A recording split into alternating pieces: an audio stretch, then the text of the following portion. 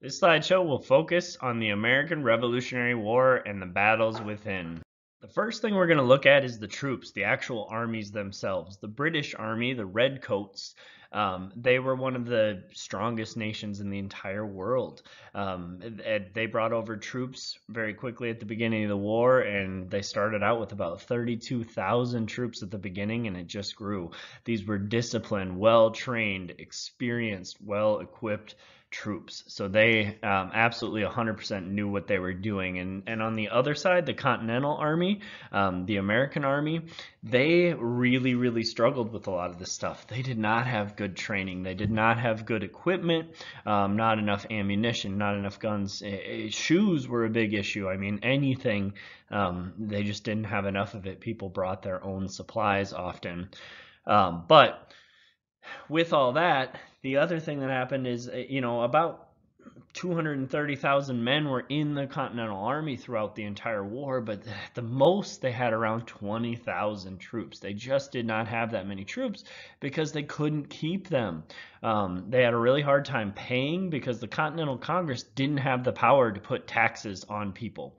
And so they had no way of getting any money. So they created some paper money called the Continentals, but those almost immediately lost all of their value and were kind of worthless. It would have all fallen apart if it wasn't for a few, wealthy people who kind of put money into the war, which one of them was Robert Morris. He was a Pennsylvania merchant and a banker, and he just gave a ton of his money to the war effort. He was able to buy rations, that's food, uniforms, and try and go out and get loans from other countries so that they had enough money just to operate and buy supplies.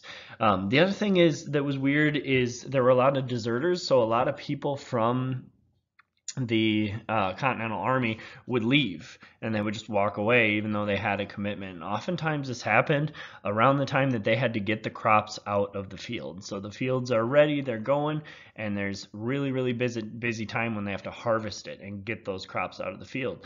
And there was nobody at their home to run the farm, and so they needed to go back. Otherwise they wouldn't have any money. So a lot of people just left during that time. So the Continental Army was definitely in a bigger struggle than the British Army. They were not set up for success. The Continental Army, though, had the advantage in the strategy because the British, they had to fight this war in a little bit of a different way. They still had all of these threats back in Europe, different countries that were trying to take power in Europe, and so they had to keep most of their troops in Europe. They couldn't bring them all to North America and just squash this rebellion. Okay, they had to keep most of them there to protect Britain, and then not even everybody supported another war in Britain. Some of the people in Parliament were saying, we can't afford this, we don't need to do this, let's just let them be, okay, and give them their independence. And the British need was, because of the financial situation, they had to win quickly. They needed this to be fast and be over and come in and squash this rebellion. But not only that, they had to make it safe to surrender to achieve that. Because if they thought or if the Americans thought that they were going to die no matter what, then they're going to fight all the way to the very end and make this a very long and drawn out war. Now, the Continental Army, they didn't need to do that. The Continental Army didn't even need to win. Okay, they did not need to win this war. They just needed to survive it and make it through. Okay, and kind of their tactics, their initial tactics were definitely these militias, and those militias used these guerrilla warfare tactics. So their main troops were not super effective most of the time, but the guerrilla warfare was, these militias were. Guerrilla warfare is basically when think of it as like sneaking through the trees, ambushing people, shoot at them, run away so that they can't actually fight you. So you're in a situation where you're hitting them and surprising them, and then you're retreating, you're leaving. And just coming back to them, coming back, circling around. So they never really know where the attack is coming from. Because back then, the two sides would just line up and start walking at each other, shooting and using their bayonets. And so this guerrilla warfare was very effective against them. And like I said before, they didn't need to win. All they had to do was survive. Britain eventually was going to get tired of paying for the war if it lasted long enough and would back off or make a deal with the Americans. And so that's all they had to do, was just survive, make it through, and eventually Britain would get tired which would lead to what the Americans really wanted. So the British General Howe had a plan to make this war end and end very quickly. And his plan was to send a very large force and capture New York City. Okay? And he wanted to capture New York City so that he could have this base of power right in the middle of the colonies. It would separate New England up in the north from the southern colonies and just kind of keep that communication out, keep everything taken out. So have this big city, have this base, and separate those two groups. He also kind of wanted to do it without fighting, and so he brought together a peace conference, and some of these Continental Congress members came in, and he said, "I will give you a pardon if you just give up and if you surrender, right? We're going to pardon every single person who surrenders." And so they started to think about this, and they started to realize, wait a second, General Howe doesn't really have the power to do what he's saying. He's not here to negotiate with us. He's just offering us a way out, which we don't want. And so they left very quickly and ignored what he was saying. So New York City, the battle happened. Washington was asked to hold it by the Continental Congress, even though there was an enormous group of British that came there. And so Washington moved his troops to Long Island, and then the British troops attacked in the summer of 1776. A bunch of soldiers ran away. It kind of looked bad on the Continental Army, but also about 1,500 of them were either wounded or killed casualties. And so it was a pretty big loss, and Washington took his troops and retreated to a place called White Plains, New York. He sent in, Washington used a lot of spycraft. He tried to get people to go in and spy and get intelligence on the other people, or on the British, and Nathan Hale was one of these volunteers who signed up to be a spy, and he was disguised, but he got caught. And so when he got caught, he was going to be executed. He was going to be hanged, and when that happened, he was brave all the way to the very end. Right before he was about to be hanged, he said, "I only regret one thing. I only regret that I have but one life to lose for my country." So he's seen as kind of this heroic figure who was willing to give up his life and would have done it more than one time. Take a minute to write out your answer to this question. So as the Continental Army is setting up in White Plains, New York, they see that the British are coming and starting to mobilize. They're starting to move. But they were surprised because as this Battle of White Plains was happening, the bigger part of the British force was actually turning and moving towards Philadelphia. And that's where the Continental Congress was. That's where all of the leaders were. If they got there and were able to take out Philadelphia and capture everyone there, the revolution would be over. And so Washington troops started to rush towards Philadelphia to beat them there, to defend the city. As they were both kind of going, the British decided to make winter camp in New Jersey. And so they're on their way to Philadelphia, but you don't really fight in the winter. It's hard to get food. The supply lines are difficult. The weather is difficult. And so nobody really fights in the winter back in these days, all right, for warfare. And so the British made winter camp in New Jersey, and Washington tried something very daring. He took his troops and crossed the Delaware River in the winter during a sleet storm and attacked Trenton, New Jersey. Okay, on December 25th, Christmas Day, 1776, he took 2,400 men crossing this icy, nasty river and marched into town and was able to dominate this battle. They killed or captured about 1,000 Hessians. Remember, those Hessians are those German mercenaries that the British hired. So wonderful soldiers, very good. But they were killed or captured. And then he went on to Princeton and was able to disperse 3 more militia units with that battle. And so this was a big battle big victory for the Continental Army. However, the next summer came and Philadelphia did happen. The battle did happen. The British had a plan. They were going to surround Philadelphia, capture the government, and destroy the army end the entire revolution. And so General Burgoyne was going to come from the north, General Howe was going to move from the south, but the problem with them is they didn't plan it to happen at the same time. And so General Burgoyne came in from the north about a month before General Howe came from the south. And so they were able to fight those two completely separately. And then the Battle of Brandywine happened just outside of Philadelphia. And so General Howe was able to defeat the Continental Army, and he took Philadelphia over, but they had an opportunity to escape. The people had an opportunity to escape. And so the government officials got out. The army got out. All they got out of this, all that the British got out of this, was the actual city itself. And so the revolution was able to carry on just from a different area. And at this point, winter camp was made the Continental Army made winter camp. They made winter camp in Valley Forge.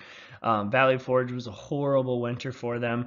They were short of food. There was bitter cold. There was disease from cleanliness, and it killed more than 2,000 men in that winter camp. Not even fighting, just all of these other things. But a couple of people from other countries came in. Marquis de Lafayette from France and Baron Friedrich von Steuben from Prussia, and they came in and they worked to improve discipline among the troops, which started to improve morale and made them feel like they were more able to be a cohesive fighting force. Now we get into one of the most important battles, in my opinion, of the entire American Revolution. That's the Battle of Saratoga. General Burgoyne, as we had talked about before, was bringing his troops down from Quebec and trying to attack from the north. He had 9,500 troops, a big force coming in, and they were joined by 900 other Loyalist troops and about 1,000 allied Iroquois warriors. Okay, and so they started to sweep through, and this force of 9,500 easily took Fort Ticonderoga. And after that, the person who was in charge was fired by the Continental Army, and they put in charge General Horatio Gates. Okay. While that was happening, General Benedict Arnold, of an American general, was pushing back this force of 900 other troops and 1,000 allied Iroquois. They were pushing them back and defeating them, driving them out of the area. And Burgoyne started to continue to move, but his march got slowed down because the Americans were able to get behind him and cut off his supply of food. So they had no way of feeding the army, so you can't move very fast when you're focused more on eating than you are on fighting. And so Burgoyne, being in this predicament, took his troops and retreated to Saratoga, New York, the town of Saratoga. The Americans were able to surround him there and force him to surrender. In this surrender, one of the biggest victories, 5,000 British troops were taken prisoner. This is amazing. What this really does is it shows that the Americans can fight and win battles, and maybe could potentially win this war, even though it's not looking good at this point. Anyways, so what were the effects of Saratoga? Well, in 1776, 1 year before this happened, Benjamin Franklin went to France and tried to get France to sign on to be our allies. But they said, no, I don't think we're going to do that because we're not really sure you can actually beat the British and it's not worth fighting a war. Okay. Well, this battle showed the French that it was. And so it also showed the Americans that they could win this war. And so their morale improved. They started to feel better and be better troops. And the French said, oh, this might actually work out for us. We can take down Britain and make a new ally. And so they signed treaties, first to recognize America as its own independent nation, and second to become allies with America. Now, the fighting didn't all happen in this area of New York and in the New England area, okay? It also happened, all around the country, and there was war happening out in the West. In the West, kind of this unsettled territory where there's just small towns along the way. What was happening is the natives, a lot of them had signed on to help the British. The Iroquois people had come in July of 1778, Chief Joseph Brant of the Iroquois brought these four Iroquois nations together and attacked western Pennsylvania. But the next summer, they were defeated by the American troops, and that basically destroyed the power of the Iroquois people moving forward. Okay, and in the South, the Cherokee people started to attack settlers through Virginia and North Carolina, and the militia units came in and burned their villages to the ground. So a lot of the power of the natives started to fall apart because of the Revolutionary War and what happened. There were also war was happening at sea. Now, Britain has the best navy in the world, so you're not going to fight against them one-on-one and make it. And so instead, the Americans decided that they're just going to attack these merchant ships, these ships that were bringing supplies, and steal their stuff. Okay, and so there wasn't a lot of head-to-head battles really in the sea, but one of them was when John Paul Jones, an American warship commander, was fighting against the Serapis, and the Serapis was a much better ship with much bigger guns, and almost had the John Paul Jones's ship sunk. And they said, "Well, you better surrender, John Paul." And he said, "Nope, I have not yet begun to fight." And the battle lasted for 3 more hours, and John Paul Jones ended up victorious. It was really amazing victory. The battles at this point, the war started to move from the north to the south. The last big battle in the north came after General Howe resigned. General Howe resigned and was replaced by Sir Henry Clinton. You can see him right up here in the top corner. And so that's Sir Henry Clinton. And so what happened under Sir Henry Clinton is he called the troops back from Philadelphia to New York. And so the troops were moving back, and a battle happened in Monmouth, New York on the way. And these two armies came up against each other. Nobody really won, but this was an important victory for the Americans because they were able to show that the Continental Army, the new Continental Army that had some experience now, was able to stand up to the British in a conventional battle. In a normal battle where they lined up, neither side won. So it wasn't just the British dominating. And so Clinton got his troops back to New York and started to plan to take the fight to the south instead of to the north. Okay, and so he took his troops to Savannah, Georgia, the British captured that in December of 1778, and pretty much at that point had control of all of Georgia. And then the biggest British victory of the war happened in Charlestown, South Carolina. They were able to trap the American army in a town and hold out until they were forcing 5,500 troops to surrender. It was by far the worst American defeat in the entire war. And Henry Clinton decided, okay, I'm good down south. Everything's going well. I'm going to leave General Cornwallis in charge, and I'm going to head back to New York to kind of plan our next steps. They weren't all victories by the other side, by Britain. The Battle of Kings Mountain is a really good example of where the Americans won. The British were having these brutal tactics, killing a lot of people and just doing terrible stuff to the towns and burning things down. And so the people that lived out over the mountain, they were called the over mountain men. So these are kind of just the rough and tumble. They have to survive. They're just making it through. They may have to fight natives and hunt and do all these things to survive. They were very angry. And so they built up some militias, and they decided, we are going to attack these people, or these British, who are just having these brutal, terrible tactics. And so they did that, and they fought them at the Battle of Kings Mountain and completely destroyed the British army there, taking away a lot of their power in that southern area. So honestly, by the time 1781 rolled around, a lot of these militias had gotten going, and the Continental Army was having some victories, and the British controlled very little of the south of the United States. Take a minute to write out the answer to this question.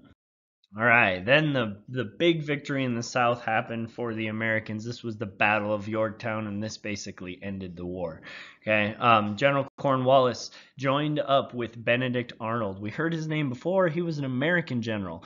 He is a traitor. He switched sides because he was not happy with what was happening in the Continental Army, and took a post in the British Army instead. And so he was a traitor. He switched sides, joined the British, and those two together started to march through Virginia and take over large parts of Virginia. So they were winning victory after victory after victory and marching through. And at that time, a large American force arrived, like a really, really big group of Americans. And the British had realized, uh-oh, we're really far away from the sea. Our communication can be shut off. You know, that we're better on the sea. We need to be closer to the water. And so they decided to retreat and get out of there and go towards Yorktown to be a little bit closer to the sea. George Washington saw this. He saw this and he saw, oh my gosh, we have an opportunity right now. These troops, this huge group of troops are running, right? They're retreating back to Yorktown. And so what do we do now? And so he decided, we're going to attack New York City and take it finally. He had 6,000 French troops that were going to help him out, and they started to head to New York. And then he learned that a French admiral, Admiral de Grasse, were sailing from the Caribbean Sea up to the Chesapeake Bay. So they were coming up along the coast of America. And so what he decided to do was cancel the attack on New York City. And he sent General Rochambeau, who was a Frenchman, to Yorktown and said, we're going to surround them there. And so he sent that fleet of ships up there, and they were able to stop any of the supplies getting in through the sea and able to cut off any retreat that these British had over the water, because they had that water dominance for so long. They felt safe by it, but now they weren't safe. They were blocked off by the water, and so they were stuck there.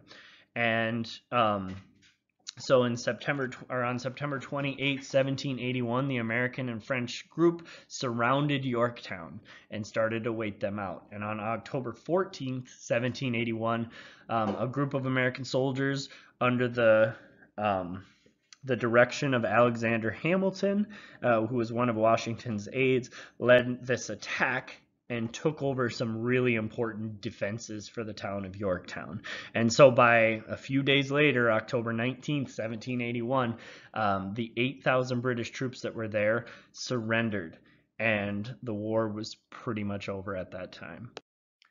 So in March of 1782, the Parliament of Britain started to negotiate peace with the Americans. And the American negotiators were pretty important people, and we'll learn more about them as it goes on, as this year goes on. But John Adams and Benjamin Franklin and John Jay. And by September 3rd, 1783, treaties started to be signed. And the most important was the Treaty of Paris, which was a group of treaties, and it did three things. It said that Britain will recognize the United States of America as an independent nation, so they are a country. Okay. It also said that Britain would give Florida back to Spain. Britain had taken that over, and they had to give that back to Spain. And then France got something too. France got a bunch of colonies that the British had in Africa and the Caribbean Sea down south of America. And so the war was over. The Americans had won. They had gotten their independence. And so on November 24th, 1783, the last British troops left New York City, and the Americans were truly independent and on their own from then on out. Take the time to write out 3 questions you still have from the notes, and we can answer on question day. If you don't have any, try and create 3 test questions you might see on the quiz.